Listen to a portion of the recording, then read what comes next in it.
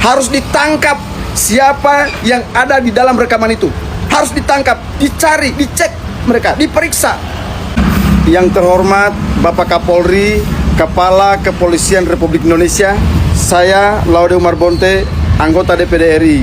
Saya memohon dengan sangat hormat, beredarnya rekaman dalam kasus Nikita Mirzani ini harus direspon oleh pihak kepolisian. Ada rekaman yang beredar di masyarakat bahwa kepolisian, Kejaksaan Agung, Mahkamah Agung itu sudah diatur. Kalau di baju coklat sih dia, kalau yang di petinggi-petingginya udah kita kunci, petinggi-petingginya ya.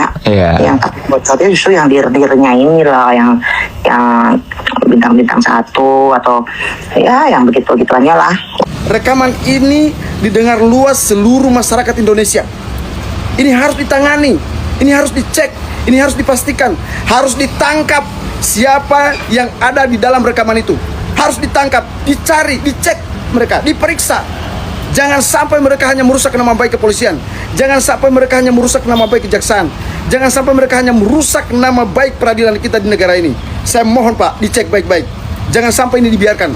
Jangan dianggap sepele Pak, hanya persidangan artis. Jangan Pak, ini persidangan yang diamati seluruh rakyat Indonesia, seluruh lapisan Pak. Saya mohon ini dicek Pak. Dicek, ditangkap siapa yang ada di dalam rekaman itu. Apa maksudnya dia mengatakan bahwa dia sudah mengatur kepolisian? Apa maksudnya dia sudah mengatur coklat, dia sudah mengatur bintang-bintang, dia sudah mengatur kejaksaan, pengadilan? Apa maksudnya Pak? Tolong Pak, ini dicek Pak.